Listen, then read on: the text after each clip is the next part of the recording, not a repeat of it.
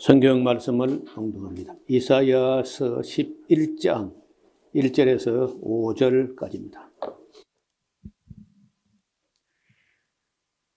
이새의 줄기에서 한 싹이 나며 그 뿌리에서 한 가지가 나서 결실할 것이요 여호와의 신 곧 지혜와 총명의 신이요 모략과 재능의 신이요 지식과 여호와를 경외하는 신이 그 위에 강림하시리니 그가 여호와를 경외함으로 즐거움을 삼을 것이며 그 눈에 보이는 대로 심판치 아니하며 귀에 들리는 대로 판단치 아니하며 공의로 빈핍한 자를 심판하며 정직으로 세상의 겸손한 자를 판단할 것이며 그 입에 막대기로 세상을 치며 입술의 기운으로 악인을 죽일 것이며 공의로 그 허리띠를 삼으며 성실로 몸의 띠를 삼으리라.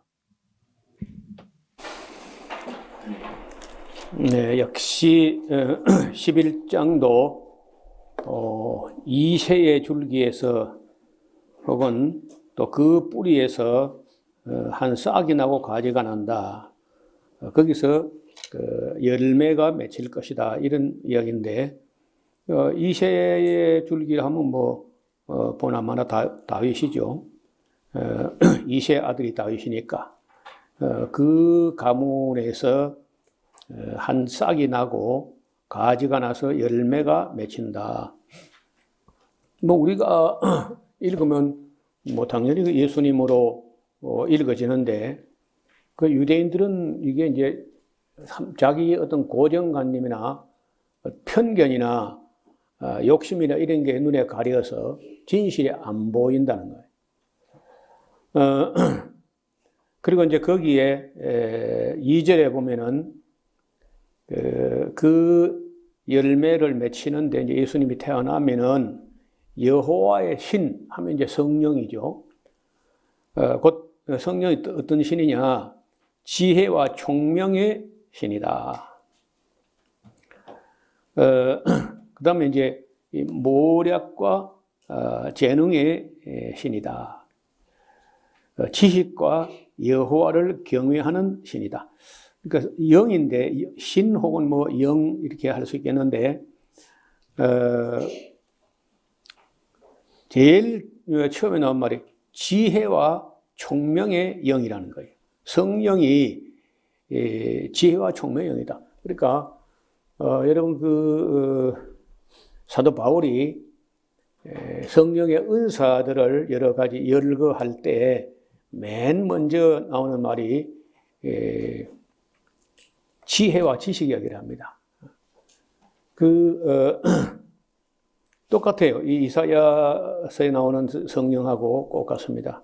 지혜의 말씀의 은사, 지식의 말씀의 은사 이렇게 시작하는데 똑같습니다. 총명의 신 그리고 모략과 재능의 신이요 또 지식과 여호와를 경외하는 영이 이오신다.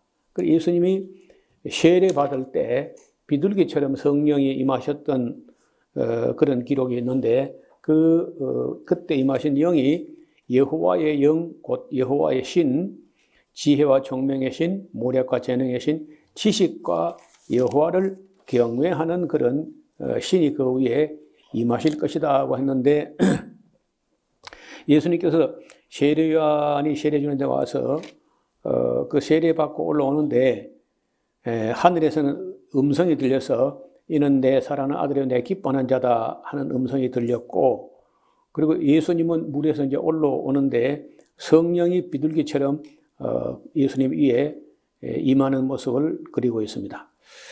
그리고 이제 그 예수님이 여호와를 경외함으로 즐거움을 삼을 것이며 또 눈에 보이는 대로 심판치 아니하고 귀에 들리는 대로 심판치 아니한다. 그러니까 우리 사람은 자칫하면 그냥 눈에 보이는 것, 귀에 들리는 것 이걸 가지고 판단해버리고 마는데 하나님은 또 예수님과 성령님은 그 사람의 내면, 그 사람의 중심, 그 속을 살펴서 판단하신다는 거예요. 또 공의로 빈핍한 자, 가난한 자죠. 가난한 자를 심판하시며 정직으로 세상의 겸손한 자들을 판단하실 것이며 그 입의 막대기로 세상을 치며 입술의 기운으로 악인을 죽일 것이다. 그 예수님 오셔가 뭐 입술의 기운으로 악인을 죽은 일이 없어요. 근데 그건 언제 죽이느냐면요, 재림할 때 그런 거라. 그러니까 이 이사야서 안에 보이는 그 메시아, 예수님은요, 초림 이야기하고 재림 이야기가 이게 분화가 안 돼 있고, 그 초림 때 이야기가 먼저 뭐 뒤에 있기도 하고 재림 때 이야기가 먼저 나오기도 하고 이렇게 이제 되니까 초림에서 재림까지 그 이야기가 거의 뭐 구분 없이 막 이렇게 산만하게, 그러니까 갖다 하면 우리 예수 믿는 사람들도 해석을 잘못할 수가 있어요. 재림 때 있을 이야기인데, 천연왕국 때나 있을 일인데 그걸 이제 예수님 온 걸로 상징으로 그냥 빗대가지고 해석하는 그 억지 해석이 많이 나온다는 거예요. 자, 그 다음에 입의 막대기로 세상을 치며 입술의 기운으로 악인을 죽인다는 것은 예수님 재림 때나 이루어지는 일이죠.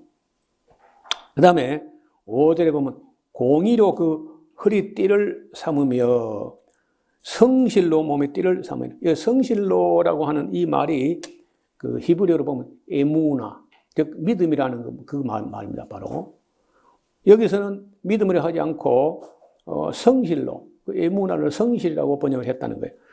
아니 49번이 나오는데 이 에무나란 말이 구약 성경에 그중에 48번 전부 진실과 성실 이렇게 돼 있어요. 딱 하박국 2장 4절 하반절에 의인은 믿음으로 말미암아 살리라, 그때만 한 번만 믿음으로 번역됐다는 거죠. 그때 그것마저도 믿음으로 번역하지 않고 성실로 번역했다면 온 세계 기독교가 성실하게 천국 간다, 성실한 자를 하나님 구원하신다, 이렇게 인식을 했을 거란 말이에요.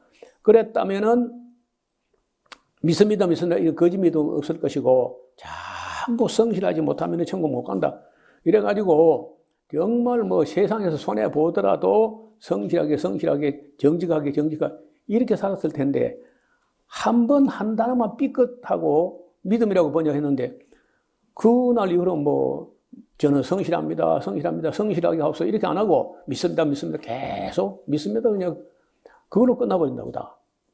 이게 보통 문제가 아니거든요.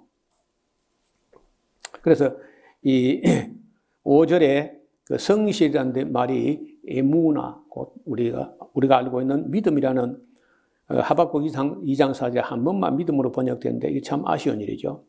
자, 그리고 나서 이제 6절부터는 동그라미가 있으면서 새로운 문단이 시작되는데 그때에라는 말을 해요.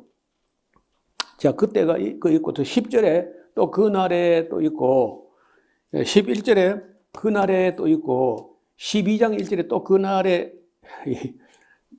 자주 내가 말씀을 드렸는데 그래 안 하면 늘 깜빡깜빡 우리가 오해에 빠지는데, 여기 우리 문법에 우리 상식의 그날이란 말은 앞에서 뭐라고 하던 말을 받아가지고 그날에라가 돼요. 우리나라 언어 습관은 그렇잖아요. 근데 히브리어는 전혀 안 그렇습니다. 히브리어는 그날에 할 때는요, 그 날이 고유의 어떤 특별한 그날이에요.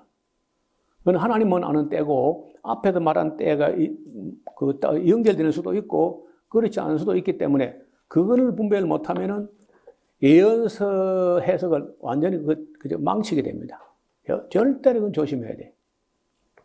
어떤 그 날인데, 자, 그 때에 이리가 어린 양과 함께 거하며 표범이 어린 염소와 함께 누우며 송아지와 어린 사자와 살찐 짐승이 함께 있어가지고 어린 아이에 이끌리며 암소와 곰이 함께 먹으며 그것들의 새끼가 함께 엎드리며 사자도 소처럼 풀을 먹을 것이며 젖 먹는 아이가 독사의 구멍에 장난하며 젖된 어린 아이가 독사의 굴에 손을 넣어도 괜찮아. 그래서 나의 거룩한 산 모든 곳에 해됨도 없고 상함도 없을 것이니 이는 물이 바다를 덮은 같이 여호와를 아는 지식이 세상에 충만할 것입니다. 자, 이런 날이 지금 왔어요? 아직 안 왔어요? 안 온 거 맞죠? 이게 왔으면 천년왕국이든지 그러는데, 여러분, 우리 교단, 대한예수교 장로회 합동적 통합자 하는 사람들 전부 다 무슨 종말을 믿느냐? 영국의 찰스 헤러드 다트, 보통 CH 다트라고 하는데, DODD야. DODD, 다트. 내가 볼 때 아주 디디한 종말론이다. DODD. 근데 그걸 믿어가지고 그 사람들은요, 이런 뭐 실현된 종말로 이미 실현됐고, 지금 이 교회 시대가 천년왕국이라고 이제 뻑뻑이거든요. 그게 내가 잘못됐다 그러고, 내가, 우리가 장로교 거의 전부 다가 그걸 믿고 있는데, 그건 잘못됐다고 했더니, 우리 총회가, 노목사 종말에 이단성이 있다, 이런 소리 하는 거예요. 자기들이 이단성이 있는 거 모르고. 그 내가 물어보고 싶은 게, 그 이사야서 11장 8절부터 9절까지, 6절부터 9절까지 이게 지금 이루어졌냐, 이런 눈에 보이냐. 아, 그거는 상징적이라는 거라. 무슨 상징? 나의 성산에 상함도 없고 해함도 없고, 물이 바다를 덮은 같이 여호와라는 지식이 온 세상에 충만한가요, 지금? 내가 볼 때 물이 바다 덮은 같이 여호와를 모르는 엉터리가 온 세상에 가득해. 선 엉터리, 거짓 방언이 온 세상 충만하잖아요, 지금. 그러니까, 참 한심한 사람들이, 뭐 내가 무슨, 총대라느니, 뭐 총회장이라느니, 뭐 이단 대책위원회, 이런 뚱딴지 같은 소리 하는 거예요. 그날에, 또 그날인데, 또 이제 앞에 하는 그 날인지 아닌지 또 살펴봐야 돼요. 하여튼 그날이란 말이 나오면은 앞에서 말하는 그날을 연장선상에서 보는 그날이냐, 아니면 따로 어떤 특별한 그날이냐, 이걸 꼭 구분해야 돼. 근데 이새의 뿔에서 한 싹이 나서 만민의 기호로 설 것이요, 열방이 그에게로 돌아오리니 그 한 곳이 영화로울 것이다. 지금 온 세상은요, 예수님으로부터 멀어지고 있지 가까워지고 있지 않습니다. 그러니까 이거 아직 안 이루어진 거야. 또 그 11절에 다시 그날에 주께서 다시 손을 펴사 그 남은 백성을 아수르와 애국과 바드로스, 구스와 엘람과 시날과 하맛과 바다 섬들에서 돌아오게 하실 것이라. 일부가 지금 돌아와 있는데 1948년도 5월 14일에 이스라엘 독립하는 그때에 일부가 돌아와 있고, 지금도 가끔 돌아오긴 하지만은 전부 다는 아닙니다. 러시아 땅에도 아직 많이 남아 있고, 유럽에도 많이 남아 있고, 또 미국으로 가 있고, 예루살렘으로 돌아오는 것은 아직도 멀었어요. 자, 12절 여호와께서 열방을 위하여 기호를 세우시고 이스라엘의 쫓긴 자를 모으시고 땅 사방에 유다의 이산한 자를 모으시다. 그 줄을 끄며 이스라엘의 쫓긴 자, 유다의 흩어진 자, 둘 다 12지파 전체다가 돌아오는 날이 있다는 거예요. 그래도 아직 안 이루어진 겁니다. 그때 13절에 그때는요, 에브라임의 투기가 없어지고 유다를 괴롭게 하던 자는 끊어지며 에브라임은 유다를 투기하지 아니하며 유다는 에브라임을 괴롭게 하지 아니할 것이라. 이스라엘 사람도요, 그 파벌에 있었잖아요. 남한국, 북한국에. 그게 꼭 우리나라하고 비슷한지 몰라. 근데 지금까지 그 화해가 안 되고 있는 거거든요. 이스라엘도. 그런 거 보면 까딱하면 우리나라도 그렇게 영원히 통일이 안 되고 그냥 세상 종말까지 가는 거 아닌가. 그런 생각이 들어요. 그 불길한 생각이 들어요. 하여간 에브라임 그 북왕국이 왜 유다를 투기하느냐 하면, 시기 질투하냐 하면은 처음에 이제 여호수아가 에브라임 지파인데, 여호수아가 에브라임 지파 자기 지파 사람 지도자들 때문에 좋아했죠. 그러다가 이제 나중에 그 이후에 사사 시대 되니까 사사는요, 마치 지역 안배를 하듯이 이 지파, 저 지파, 동쪽 지파 뭐 이런 쪽에서 사사들이 나와요. 그래 하다가 그 다음에 이제 왕이 턱 나오는데 엉뚱하게 유다 지파도 아니고 에브라임 지파도 아니고 베냐민 지파에서 왕이 턱 나오는 그 사울이죠, 사울. 그러니까 은근히 에브라임 지파가 또 시기 질투를 하는데 그럼 이제 사울 왕이 무너지고 나면은 또 무슨 에브라임 지파에서 뭐 왕이 나올 것인가 한데 엉뚱하게 유다 지파에서 다윗이 나오잖아. 그러면서 뭐 그 뒤에 솔로몬이 나오고 솔로몬 죽고 나서 좀 뭐 정치를 제대로 해보겠느냐 하고 이제 물었는데 그 르호보암이 아주 배역하게 말하잖아요. 그날부터 이제 갈라졌는데 그래서 이제 북왕국 남왕국 사이는요 그 영원히 해소 안 되는 이 투기 시기 질투가 있다는 거예요. 우리나라 같은 경우도 참 보면 안타까운 게 50년도 48년도 봄에 그 김구하고 김규식하고 두 사람이 북쪽에 김두봉하고 김일성이를 만나러 올라갑니다. 그때 사김이 만난 거예요. 사김이 김두봉, 김일성, 김구, 김규식 넷이 만나가지고 절대로 우리가 남한 쪽에서 남한만의 단독 정부를 안 갈 테니까 북한도 북쪽에서도 기다려달라. 그래 이제 약속을 하고 내려왔는데 밑에서는 남쪽에서는 이승만이 그냥 50선거라고 5월 10일 총선을 해가지고 국회의원을 뽑아버린 거예요. 밀어붙여가지고. 그게 왜 안 되냐면 북한도 뭐 친일파가 있었지만은 북한은 친일파 사람들이 좀 밀려나고 맥을 못 추게 되고 왜냐하면 북한의 권력 잡은 사람들이 다 항일파들이 권력을 잡았기 때문에 북한에 있던 다른 친일파들은 별로 두각을 드러내지 못해. 몇 사람은 그래도 뭐 기용됐지만은 어떻든 북쪽은 대체적으로 항일파가 주축이 됐는데 남쪽에는 친일파가 주축이 됐다고. 이건 만약에 이승만이 친일파를 밀어내버리고 항일파를 잡았다면은 북한하고 통일해도 문제가 없죠. 근데 이승만 딱 와서 보니까 항일파는요 독립운동한테 돈 다 기부해버리고 없어. 아무것도 다 빈주먹이고 맨주먹이라. 그 돈 가진 사람이 전부 누구냐? 전부 친일파거든요. 그러니까 친일파 붙잡고 일을 해야 뭐 돈 갖고 있으니까. 그 이승만은 그저 정읍이라는 곳에 가서 남한만의 단독 정부를 추진한다. 그렇게 선언하고 그렇게 밀어붙여버렸는데 김구하고 김규식이 가서 북한에 가서 통일 정부를 만들자고 다 약속하고 왔어도 이승만이 그저 같이 올라갔어야지. 나는 이승만이 같이 올라가가지고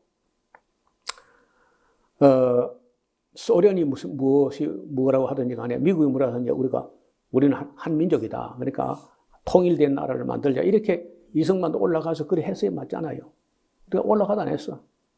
그리고 김규식이 약속해서 남쪽에 뭐 단독 국회를 만들어버리니까 북쪽에서도 9월 달에 따라서 이제 그 정부를 수립하는 거죠. 자, 이런 그 역사를 보면은요, 욕심이 앞서면 안 되는 거라. 권력 욕심이나 물질 욕심이나 이런 욕심이 딱 앞서게 되면은 진실을 보지 못해요. 그래서 이제 우리도 지금 북한하고 계속 시기 질투하잖아요. 우리가 뭐 북한이 잘 되면 우리가 기뻐해야 되는데 북한이 잘 됐다는 소리를 뭐 딱 못 들어주는 거라. 또 남한이 잘 됐다면 또 북한에 배가 아파 죽는 거라. 또. 그러니 우리나라도 남북에 시기 질투가 있는 것처럼 이스라엘도 똑같이 그 투기 시기 질투가 있었는데 이제 예수님이 오시게 될 때는요. 그게 다 없어져. 하루아침에 없어져. 13절 에브라임의 투기는 없어지고 유다를 괴롭게 하는 자들은 끊어지며 에브라임은 유다를 투기하지 아니하며 유다는 에브라임을 괴롭히지 아니할 것이다. 그들이 서쪽으로부터 블레셋 사람의 어깨에 날아앉고 함께 동방백성을 노략하며 에돔과 모압의 손을 대며 암몬 자손들을 자기들이 복종시킬 것이다. 여호와께서 애굽의 해골을 말리시며 이 해골이라는 게요. 바다의 혓바닥이라고 하는데 뭐 같을까요? 우리나라 같으면요, 낙동강 하구에 무슨 을쑥도처럼 이렇게 바다에 모래톱이 이렇게 혓바닥처럼 쭉 나온 걸 해고라 그래, 해고. 좀 어려운 말이죠. 그걸 다 말리우신다. 또 손을 유브라데 하수 위에 흔들어 뜨거운 바람을 일으켜가지고 그 하수를 쳐서 7갈래로 나누어 신신고 건너올 수 있게 할 것이다. 그 유브라데 강물도 수위가 확 낮아져가지고 신신고 거저 건너올 수 있을 정도로 된다는 거예요. 그에 남아있는 백성을 위하여 아수르에서부터 돌아오는 대로가 있게 하시되 이스라엘이 애굽에서 나오던 날같이 그렇게 하는데 옛날에 이제 애굽에서 나올 때 출애굽할 때 그야말로 엑소더스라가 탈출을 해가지고 어마어마한 행렬이 온 것처럼 마지막 때 예수님이 재림할 때쯤 되면은 온 세계 뭐 동방 서방 남방 할 것 없이 예루살렘 땅으로 유대인들이 돌아온다는 거예요. 아직은 이게 안 이루어졌습니다. 그래서 이제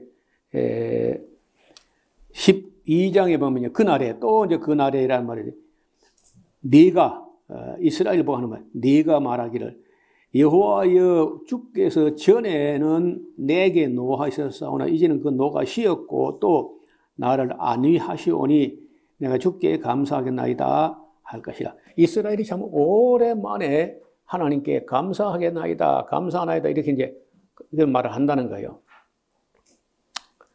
2절요. 보라, 하나님은 나의 구원이시라. 그 엘리사, 이사이야 하는 그 말이 다 여호와는 구원이시다 하는 말이 그 예사야후 한 말이고 하나님은 구원이시다 이게 엘리야후 이렇게 하는 거예요. 구원이시라. 내가 의뢰하고 하나님을 신뢰하고 두려움이 없으리니 주 여호와는 나의 힘이시며 나의 노래시며 나의 구원이심이로다. 그러므로 저희가 기쁨으로 구원의 우물들에서 물을 기르리로다. 우리나라 땅에서는 뭐 물이 아무 데서나 뭐 계곡에도 흐르고 강에도 흐르고 이렇게 물이 그래도 풍부한 편이죠. 그러니까 물에 대해서 그리 절박하지 않은데 이스라엘 땅에서는요, 그 물 없으면 죽는 겁니다. 그래서 우물 한 개 때문에 전쟁이 나오고 막 그래요. 지금 이스라엘하고 이제 하마스가 막 싸움이 벌어졌는데 이스라엘 쪽에서 물이 가는 모양인데 물과 전기가 이스라엘에서 가는데 왜냐면 거기도 그 가자 지구도 이스라엘 땅이거든 아직까지도요. 이스라엘 땅에 사는데 그 하마스라는 사람들은 그 정신적인 뿌리는 이집트에 있는 무슬림 형제들 그 정신을 갖고 있어 사람들이. 그래서 이 아주 못된 그런 사람들인데 이스라엘 백성은 그 탁 눈에 가시 같은 거라 그 가자지구 사람들이.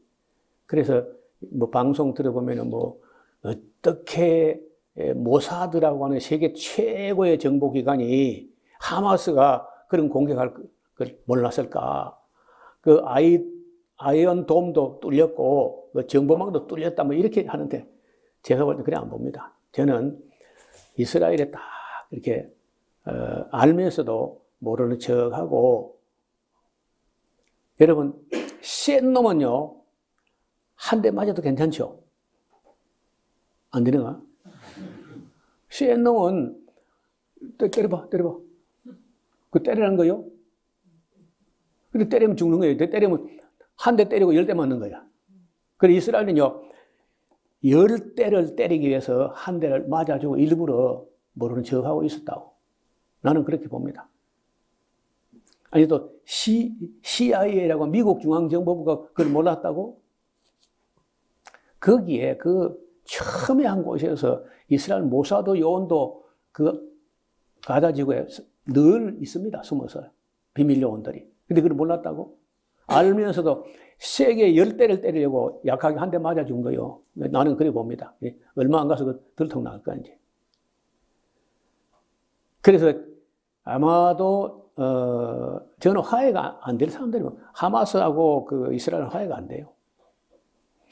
이 파타 정부라고 요단강 서안에 웨스트뱅크라고 하는 거기에 있는 팔레스타인 해방기구 있는 피에로 아라파트가 이제 그쪽 사람은 조금 온건해요. 그건 조금 온건하지만 하마스는 이것들은요 아주 악질적입니다. 그래서 이스라엘 입장에서는요 먼저 한 대 얻어맞아 가지고 그 다음에 이제 모르는 척하고 뭐 아이언돔이 뚫리고 뭐 정보망이 어쩌고 빵꾸 나가지고 이래 가지고 한 대 얻어맞고는 해가지고 완전히 10대가 아니고 100대 때리려고 한 거예요. 100대. 그래가지고 그 완전히 그저 초토화시켜가지고 물을 끊어버리고 전기 끊어버리고 나가도 들어가지 못하면 다 죽는 거죠. 그러니까 뭐 틀림없이 그래 했을 겁니다. 겁나잖아요. 그 나중에 이제 그 중동의 테러 단체 예를 들어서 하마스, 헤즈볼라, 그다음에 알카에다 여러 갈래가 있는데 한번 정리를 하려고 합니다. 그거 잘 모르면요 뉴스에 잘 안 보이는 거라 무슨 말인지. 하여간 이제 이 악이 절대로 풀지 못해요. 세상의 정치인들 다 달라들어도 이 문제는 못 풉니다. 풀 수가 없어요. 내가 볼 때 이스라엘이 굉장히 준비를 한 것 같아요. 얻어맞을 각오까지 하고. 그러니까 뭐 인질 그거 안 내요. 이스라엘 사람들은요, 인질 뭐 그런 하마스가 큰 실수한 거야. 이스라엘이 괴력에 넘어간 거야. 100대를 때리려고 한 대 맞아 준 건데 그걸 갖다가 뭐 뚫렸다든지 뭘 몰라서 한 소리야. 뉴스를 보니까 저 사람들이 뭘 알고 떠드나 뚫린 게 아닙니다. 다 그렇게 100대를 때리려고 한 대 맞아 준 거예요. 일부러.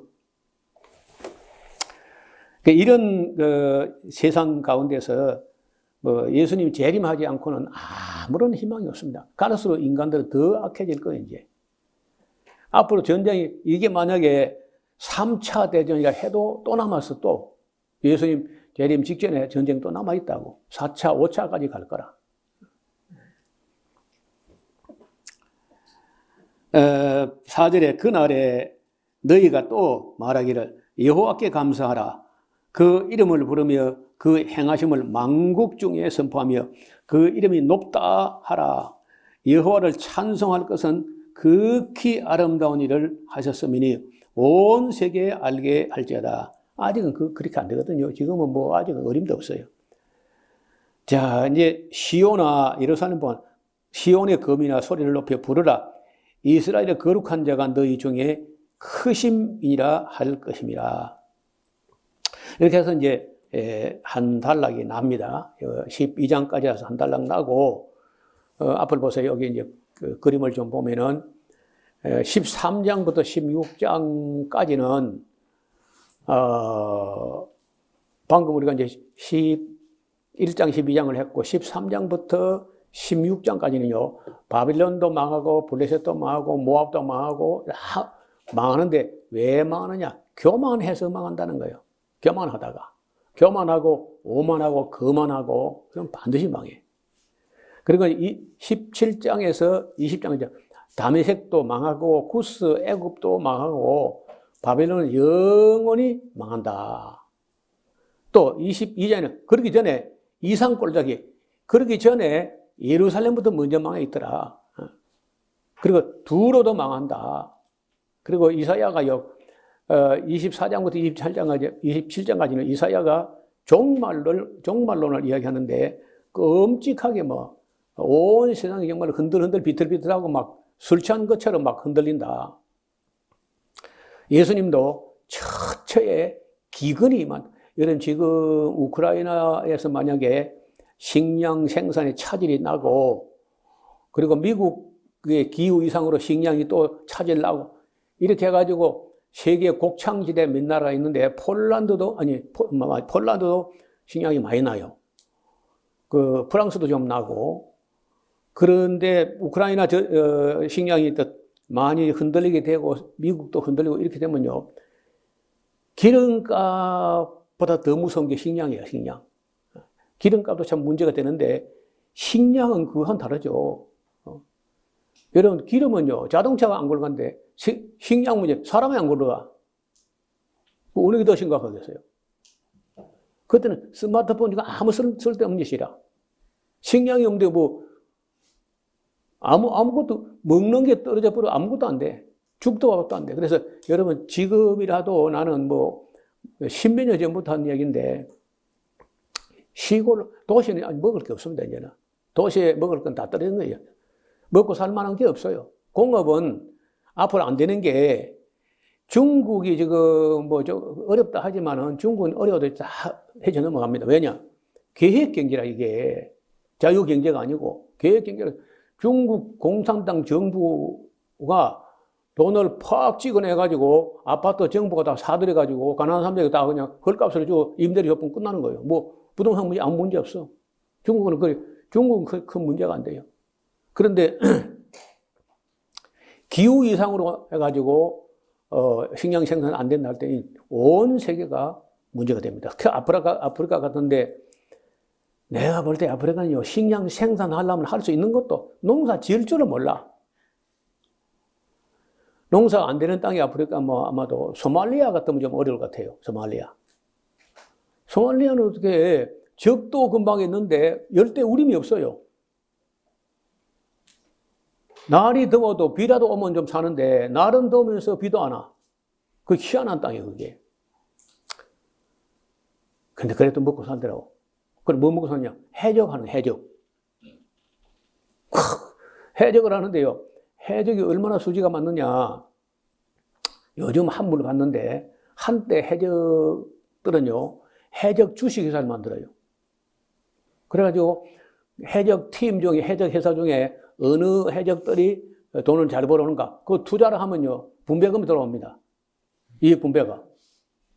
그리고 어린 아이들에게 물으면요. 대통령 등에 이런 거 없어. 대통령도 없고 뭐 있어도 의미도 없어요. 그거는 정부도 사라져버리고 군인들만이 갖고 있는 세력들이 이제 한 정당처럼 돼가지고 군벌들이 이제 판을 치고 하니까 아이들이 물으면 전부 다 위대한 해적이 되겠다는 거예요. 더 웃기는 건 여학생들 물으면요. 신랑감 1호가 위대한 해적회사의 해적되는 거예요.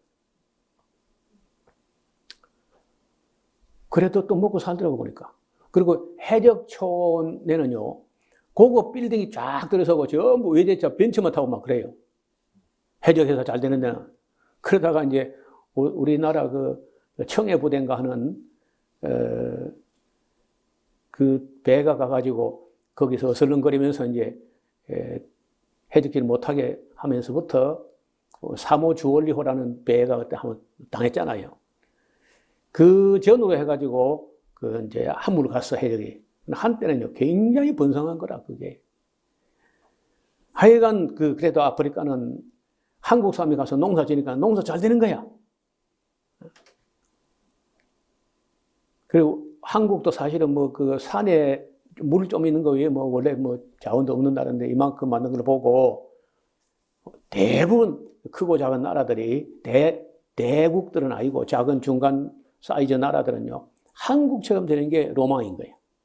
어떻게 아무것도 기름 한 방울 안 난 나라에서 저런 경제 대국을 만드느냐 막 하는데 그래도 식량 문제는 한국도 24%밖에 자금률이. 그래서 굉장히 문제가 될 대로 옵니다. 그리고 앞으로 다른 아파트나 집이나 이런 거는 앞으로 별로 돈이 안 될 겁니다. 이제 좀 있으면 넘치고 인구는 줄고 그런데 식량 문제는 우리가 생각을 해봐야 돼. 이게 마지막 때 가장 예수님도 처처에 기근이 우선이야. 기근과 지진이 있고 괴질, 질병들이 끔찍하게 이제 나온다. 이런 말씀이 있는데, 여러분 이 종말에 관한 이야기나 천년왕국에 관한 이야기가 이사야서에 이렇게 많이 나온다. 이사야서에. 그런데 지금까지 우리 기독교가 천년왕국을 계시록 20장 한 군데서만 보려고 하니까 안 보이는 거지. 구약 성경 예언서를 잘 보면은 굉장히 영광스러운 이스라엘 회복 이야기가 나오는데 그것이 우리가 사는 이 역사의 연장선상에서 이루어지는 게 아니라 이 세상이 그야말로 천연왕국 시대로 넘어갈 그 즈음에 예수님 재림 직전에야 이루어질 그런 일들이 종말론처럼 쭉 나와 있는데, 이걸 그다음 우리 기독교는 신앙만 가지고 자꾸 뭐 실험을 하고 계시록은 잘 모르겠고 뭐 이렇게 하니까 천연왕국도 안 보이고 종말론도 안 보이고 계시록도 안 보이고 이렇게 온 거라. 저는 성경을 뭐 지금처럼 한 절도 안 빼고 이렇게 읽고 공부하고 설교하다 보니까 계시록도 풀어지고 또 종말론도 보이고 천연왕국도 대강 보인다는 거예요, 이게. 그래서 구약 성경에서 천연왕국을 못 본 사람은 영원히 보지 못합니다. 천연왕국에 대한 내용은 전부, 천년이란 뚜렷한 말은 계시록 20장에 나오지만은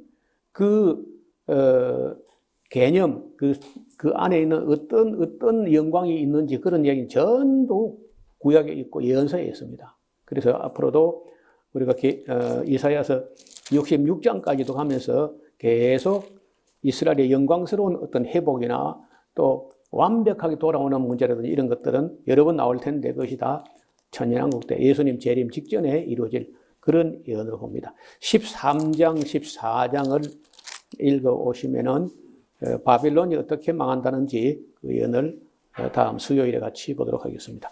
기도드리겠습니다. 하나님 아버지, 오늘은 메시아가 오실 때 이새 줄기에서 한 싹이 나고 또 가지가 되어서 거기서 열매가 맺힐 것이며 성령이 임하심으로 그 메시아가 공의로 판단을 하고 심판하며 겸손한 자를 판단할 것이고 공의와 성실로 몸의 띠를 삼을 것이라고 말씀을 하셨는데, 정말 예수님을 믿지 않는 사람들, 유대인들이 이 말씀을 이해할 수가 없을 것 같습니다. 바라옵기는 우리가 이사야서 66장까지 성실히 살펴서 어느 때를 지시하는지 분별할 수 있도록 지혜를 더하여 주옵소서. 예수님 이름으로 기도드리옵나이다. 아멘.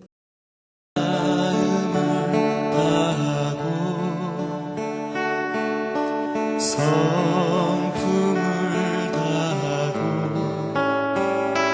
힘을 다하여서 여호와를 사랑하라. 내게 준 계명을 마음에 새기고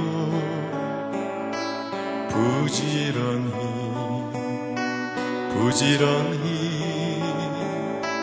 이웃에게 전하여라. 그러면 내가 짓지 않은 큰 집을 주리라. 내가 심지 않은 과실을 먹게 하리라.